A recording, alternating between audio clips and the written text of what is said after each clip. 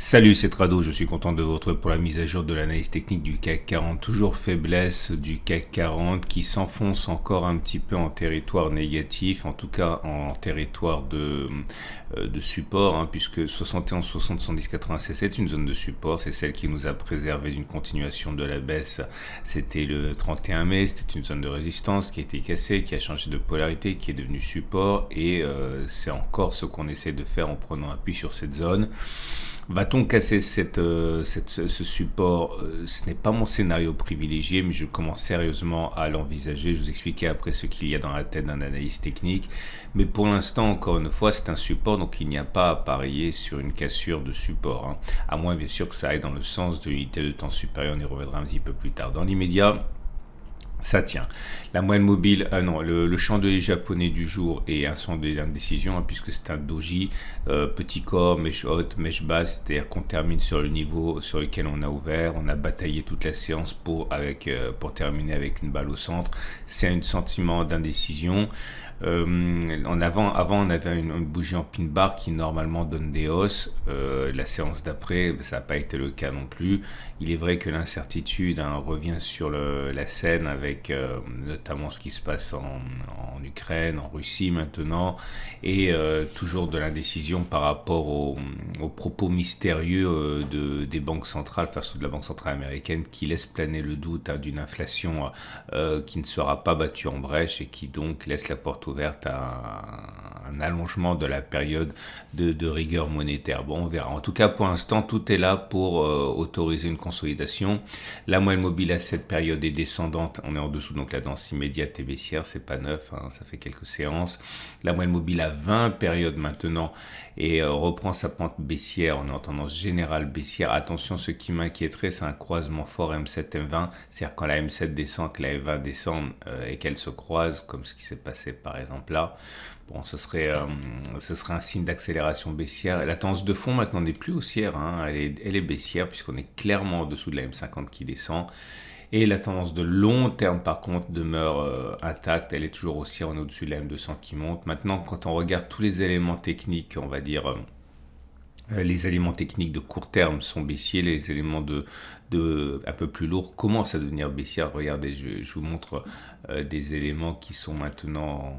Alors d'abord, regardez le SAR. Le SAR qui a donné son signal, on va commencer par le super trend. Le super trend, c'est intéressant parce que vous voyez, il est passé baissier sur le 4 mai et il n'est jamais repassé aussi. On a testé le super trend ici sous forme de résistance, ok, ça n'a pas marché, on est resté baissier et en ce sens il n'a pas démérité du tout le super trend.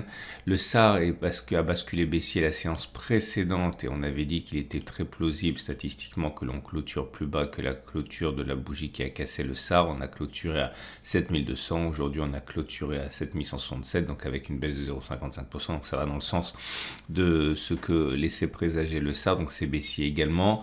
Les PRT Bonds ont basculé en territoire baissier, c'était sur la séance du 22 juin, et à partir de là, on sait très bien qu'il était plausible que l'on aille plus bas plutôt que l'on ait fait les plus bas. Bon, ça a été encore également confirmé sur la séance d'aujourd'hui, donc ça c'est baissier. Et l'Ishimoku, j'en parlerai un petit peu. Non, j'en parle maintenant exceptionnellement parce que je vous rappelle que l'Ishimoku a twisté ici. Ok, et je suis coupable de ne pas y avoir apporté plus d'importance, d'y accorder plus d'importance parce que j'avais un biais qui était haussier.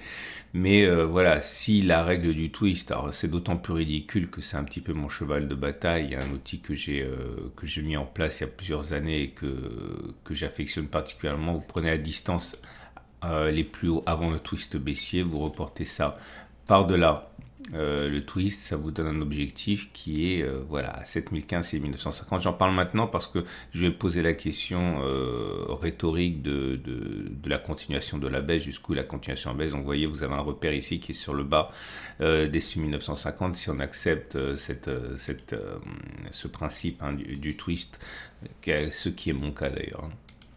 Les gros indicateurs techniques, les lourds, ok, vous avez des nouveaux signaux qui sont baissiers, le MACD qui croît son signal à la baisse, le cycle de Schaff bien pépère quand même, et j'ai généralement regardé après, la dernière fois que ça s'est produit, c'était ici, qui passe en dessous de 75, la dernière fois c'était donc ici, qui donne un signal baissier. Là aussi, ça s'est produit là, vous voyez, la fois d'avant.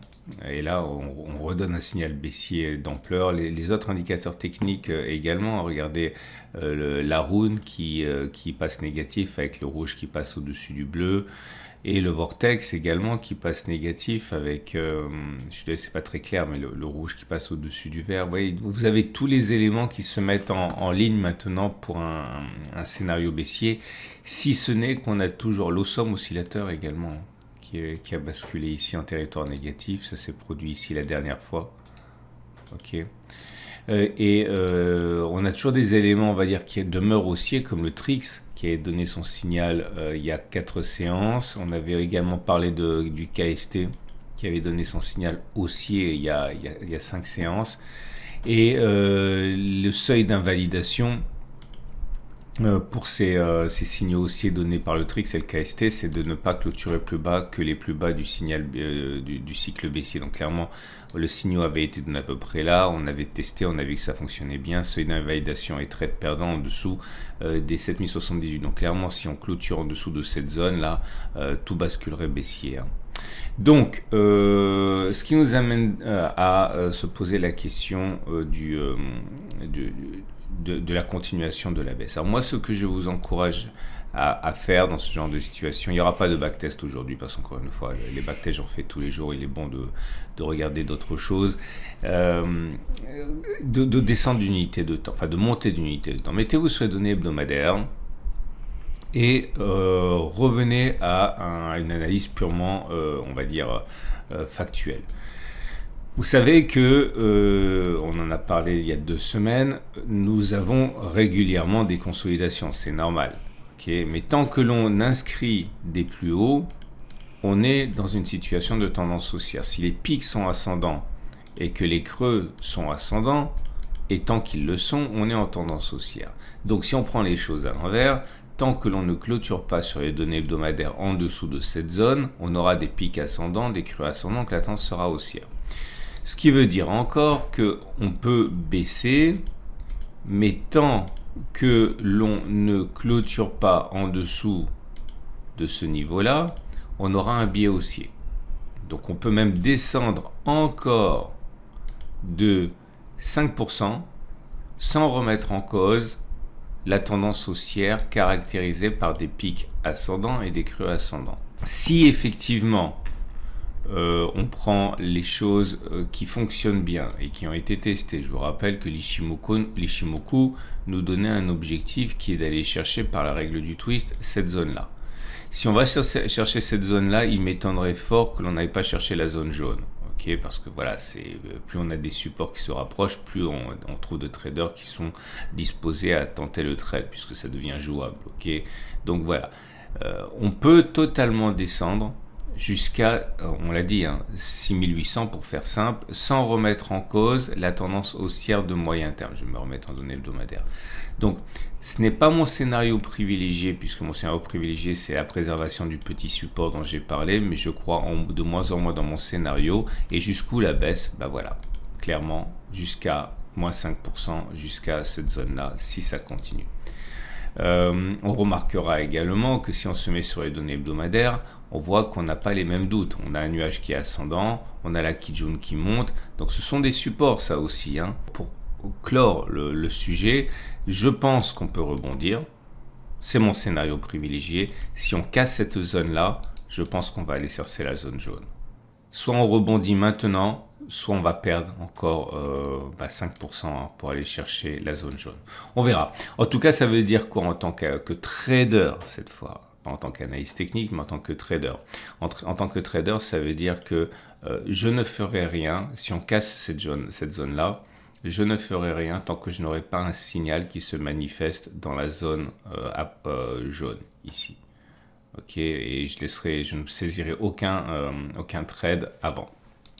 Alors, ce qui m'amène également à des considérations plus générales. Vous savez que même si je trade depuis des années et des années, je suis avant tout en termes de pourcentage de mes avoirs un investisseur. Et c'est vrai qu'en tant qu'investisseur, et ça a été mon cheval de bataille depuis des années et des années, il ne faut absolument pas négliger les investissements. Et tout ce que vous avez à faire, si vous appliquez la méthode d'accumulation rationnelle, c'est de tirer parti de ces consolidations. Donc je vous invite vraiment à regarder la vidéo Prendre en main votre retraite, puisque je parle de tout ça. Si on est parti pour consolider, c'est une chance. Ok, parce qu'on ne peut pas à la fois se plaindre du fait que les cours montent trop vite et que c'est irrationnel, et lorsque l'on voit les cours baisser, de ne pas acheter.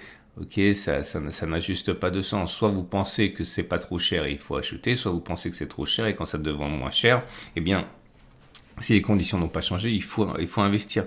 Donc vraiment, prenez le temps, c'est le week-end, de regarder mon format Prendre en main sa retraite pour investir progressivement. Parce que là, vous avez justement une opportunité, comme vous en avez une éventuellement sur l'or, si vous croyez au potentiel de l'or. Je vous montre ça rapidement parce qu'encore une fois, c'est le week-end où vous avez plus de temps comme tout le monde. Et lorsque l'on regarde l'or, c'est pareil, ça a pris très rapidement. Si on remonte depuis les plus bas, depuis 2023 ici, on avait pris jusqu'à 16%, on a perdu du terrain, mais on revient sur des zones qui sont intéressantes. Donc voilà, c'est la même chose. Tous ceux qui disaient pour Bitcoin, pour l'or, pour les marchés en général, que c'était trop cher, eh bien là, vous avez des opportunités de renforcement. Regardez pour la énième fois ma vidéo sur l'accumulation rationnelle et ça pourrait vous aider.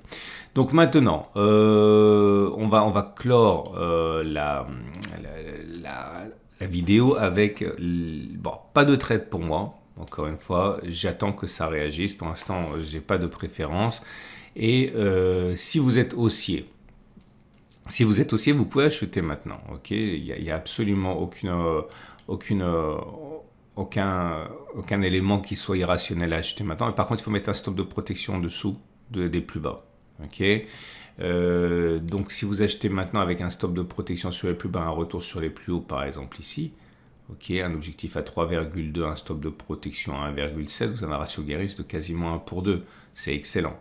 Ok, maintenant, si vous voulez vous protéger davantage en imaginant un retour sur la zone jaune, vous pouvez acheter, mais le stop de protection devra être mis dans la zone jaune. Donc, ça veut dire si vous achetez maintenant avec un objectif sur les plus hauts pour que ce soit quand même intéressant et que vous mettez un stop de protection, je vais m'en sortir. Là, je le refais parce que sinon ça ne marche pas. Voilà, vous visez un retour sur les plus hauts, vous mettez un stop de protection, je ne sais pas pourquoi ça ne marche pas, dans la zone jaune. Là, le ratio gain-risque, il n'est pas bon. Ok, mais on peut faire ce que j'ai déjà fait plusieurs fois cette année, c'est-à-dire rentrer en plusieurs fois. Et rentrer en plusieurs fois, ça veut dire vous achèteriez, vous prenez une petite position maintenant, vous prendrez une autre position ici. Ok, et comme ça, si jamais on retourne sur les plus hauts, sur cette position-là, le ratio gain-risque n'est pas bon, ok, mais lorsque vous aurez acheté sur la zone jaune, au cas où on irait, vous voyez bien que votre ratio gain-risque est beaucoup plus intéressant. Je ne sais pas pourquoi ça ne marche pas aujourd'hui, puisque sur cette zone-ci, vous auriez un ratio gain-risque qui serait de 2,6 par exemple pour un même objectif. Ok, donc l'idée c'est de construire sa position sur le moyen terme pour bénéficier de la consolidation et finalement considérer qu'on atteindra les plus hauts. C'est une possibilité. Je ne vais pas le faire parce que je veux en savoir davantage, mais c'est une possibilité pour ceux qui sont haussiers. Ceux qui sont baissiers maintenant, c'est toujours pareil. Vous pouvez envisager que l'on continuera de baisser, mais vous mettez où votre stop de protection? Je pense que votre meilleur pari, c'est de considérer que ce gap ne sera pas comblé. Ok, donc vous pariez à la baisse maintenant, vous pariez sur un retour sur la zone jaune à moins 4,75 et si vous mettez un stop de protection, allez, on va dire au-dessus des précédents sommets à 3,57, vous avez un ratio gain-risque de 1,3. Ok, je le ferai pas parce que je n'ai pas suffisamment de conviction. À titre personnel, je vais voir ce qui se passe et je vous en dirai toute manière davantage. Voilà, c'en est terminé de ce format, on va dire assez particulier parce que j'essayais vraiment de vous montrer comment fonctionnent les choses dans la tête d'un analyste technique et d'un trader. Je vous souhaite une excellente journée, je ne saurais vous recommander suffisamment de regarder les vidéos du week-end et je vous dis à demain pour la mise à jour.